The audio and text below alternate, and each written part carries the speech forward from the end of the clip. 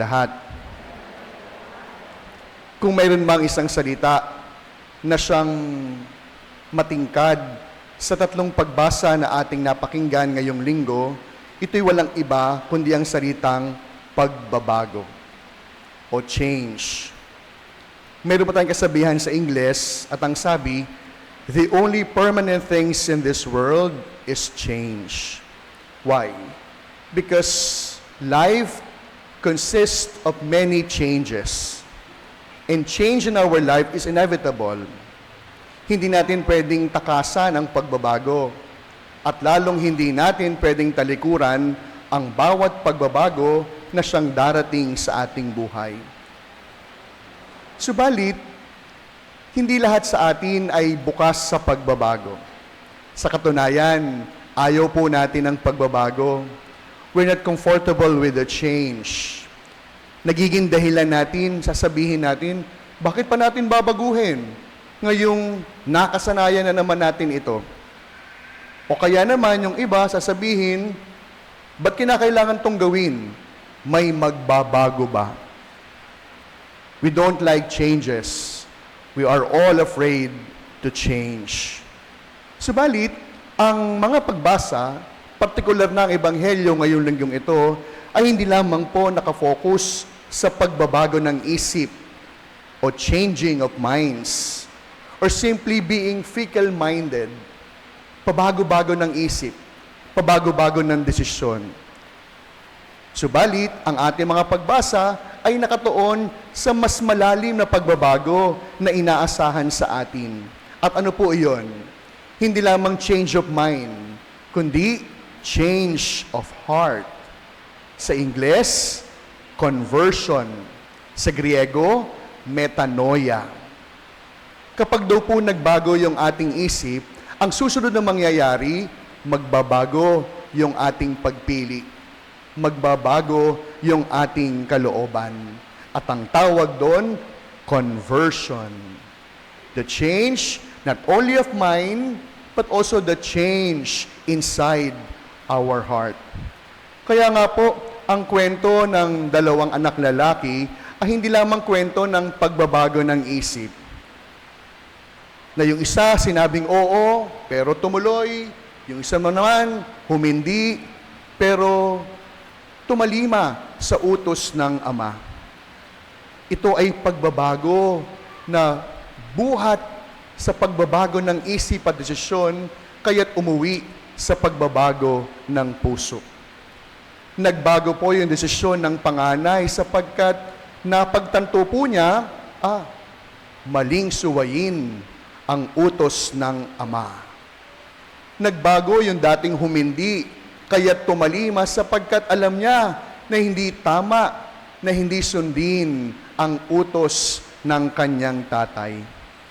Clearly, my dear friends, what happened is not only a change of decision. There was a change in decision because there was a change of mind. And because there was a change of decision in mind, conversion took place. And that is what we call the change of heart. Kung ating titignan, alam nyo, yung conversion, hindi po ito isang madaling proseso. Sapagkat mantakin ninyo, may movement. Mula sa pagbabago ng isip, magbabago yung pagpili, hanggang sa magbabago ang ating kaloob-looban. It is difficult because conversion is a journey. It is a process na kinakailangan nating pagdaanan.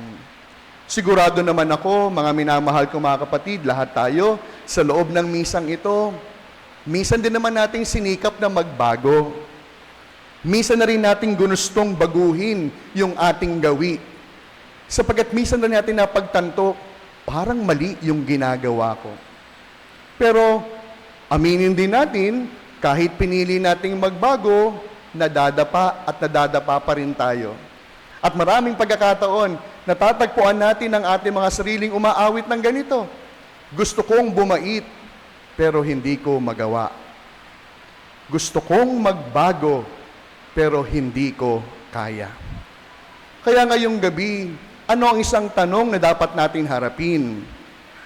What do we need to do in order for us to have a real change, a true conversion in our lives? Tatlong bagay. Tatlong bagay na siyang ating magiging gabay nang sa gayon, mapagtagumpayan din natin ang pagbabagong inaasahan sa bawat isa sa atin. Una, when we decide that our good becomes better, and our better eventually will become our best. Hindi pwede po nating sabihin na, hindi na ako magbabago. Ganito na talaga ako. Tabi-tabi po tabi-tabi. Marami po tayo mga taong napriringgan ng ganito. Sasabihin nila, tabi-tabi po uli, itong tanda ko to, magbabago pa ba ako? Hindi na. Ganyan po yung mga senior.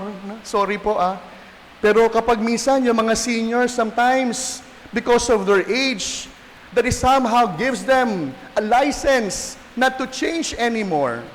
Sa pagkakatwiran nila, itong tanda ko to, nakasanayan ko na yan. Papunta ka pa lang, pauwi na ako. Pero ano po yung dapat natin mangyari? Ano po yung dapat na inaasahan? There must be a movement. Kung ating titignan, ano po yung kasalanan ng anak, ng pangalawang anak sa kwento? Yung pag-oo, pero hindi naman pala, hindi. Ang kanyang naging kasalanan, yung kanyang kayabangan. Malamang tataka kayo, hindi lang nagbago ng desisyon, mayabang na, oo. Sapagat hindi kayang tanggapin, mali ang kanyang ginawa. Hindi kayang tanggapin bunga ng kayabangan na pwede pala siyang magkamali. That is why even if the second son seems to be virtuous, because he said yes in the beginning, he was filled with pride. And because of self-righteousness, he was unable to obey the father and thus experience conversion in his life. Ang unang hakbang upang makamit ang tunay na pagbabago, huwag po tayong makontento. When our good becomes better, and our better becomes the best.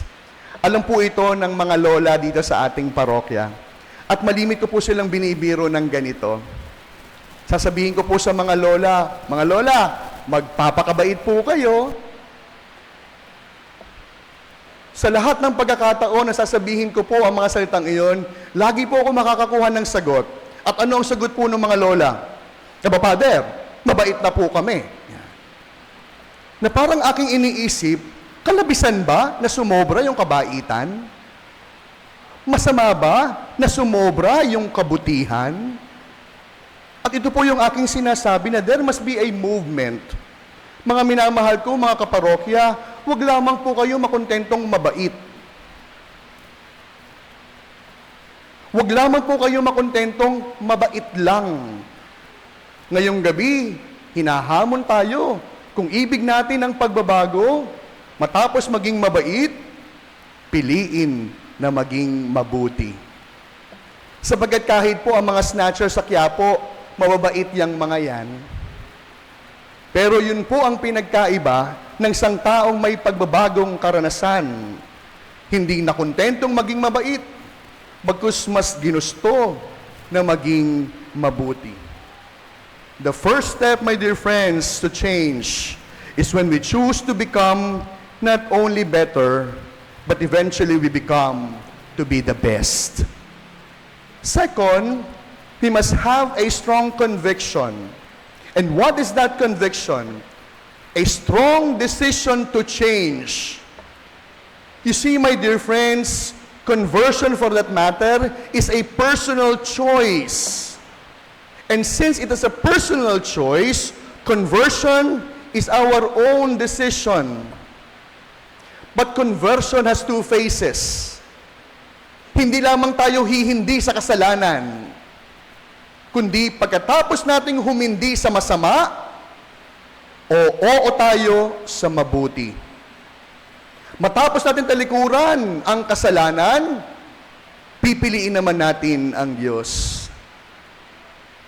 Marami pong pagkakataon, no? Sasabihin ng mga tao, Pader, hindi ako nagnanakaw.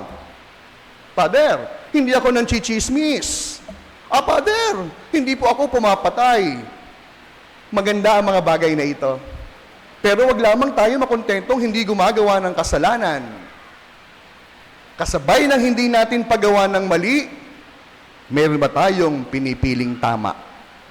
Meron ba tayong pinipiling mabuti? Sabi po ni Lao Tzu, isang sikat na Chinese philosopher, ang sabi niya, the journey of 1,000 miles begin with a single step. Unang hakbang ng pagbabago ay yung piliin at gustuhin natin.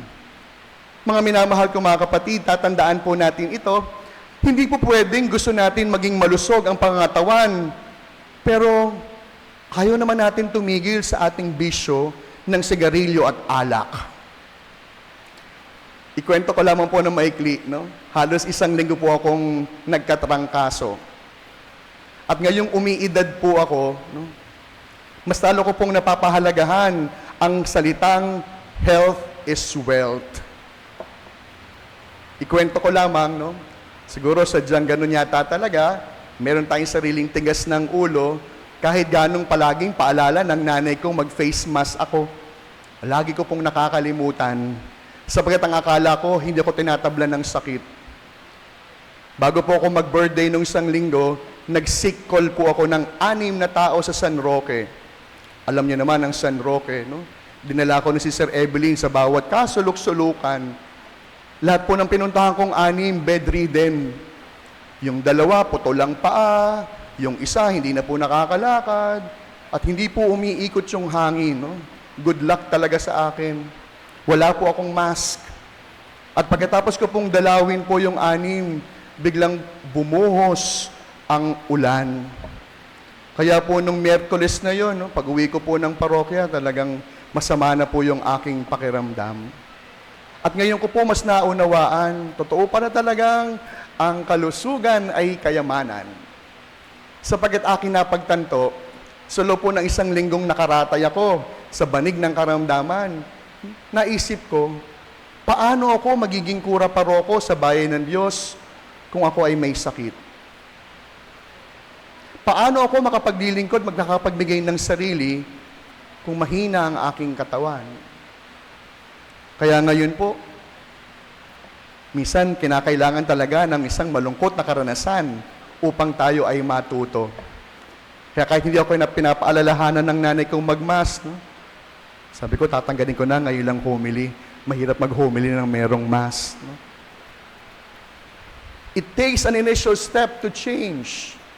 Imposibleng sabihin natin, Lord, gusto ko pong mapalapit sa inyo, pero hindi naman tayo kasal. Panginoon, gusto ko po talagang maging mabuti at mabait, pero merong lihim na pamumuhay na hindi natin kayang ikumpisal.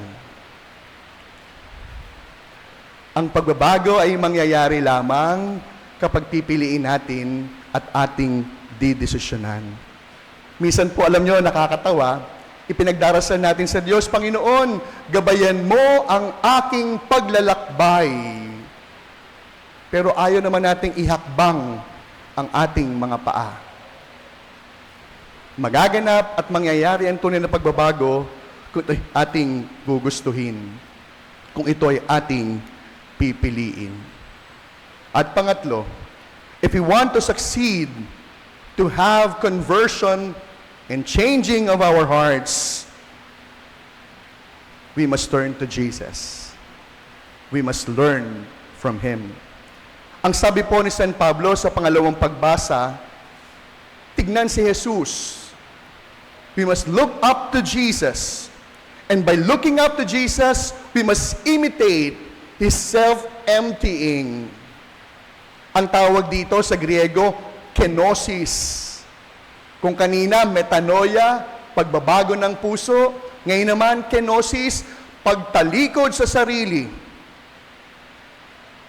Hindi daw tayo nagtatagumpay sa pagbabago sapagkat lagi nakatingin sa ating sariling galing. Hindi tayo nagtatagumpay sa pagbabagong ating pinipili sapagkat laging umaasa sa ating sariling forma at lakas. Kaya ang pangatlong paalala sa atin, kung ibig natin magkaroon ng tunay na pagbabago, gayahin si Jesus. Tularan si Jesus.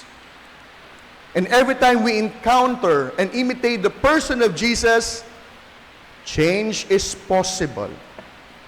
Pansinin po ninyo, when we are touched by water, we get wet. When we are touched by fire, we get burned.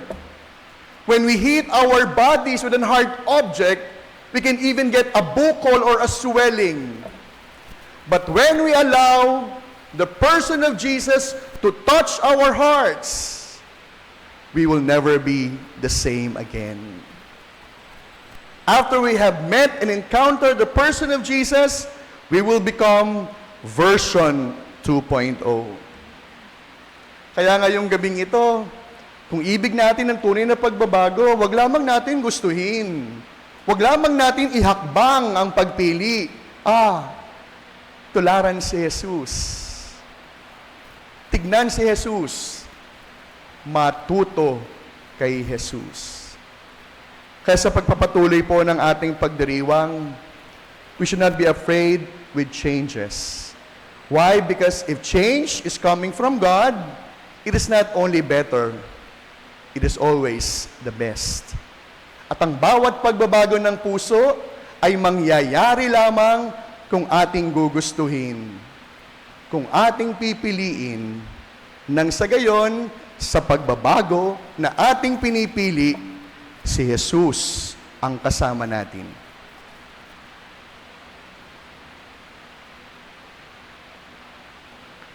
Amen.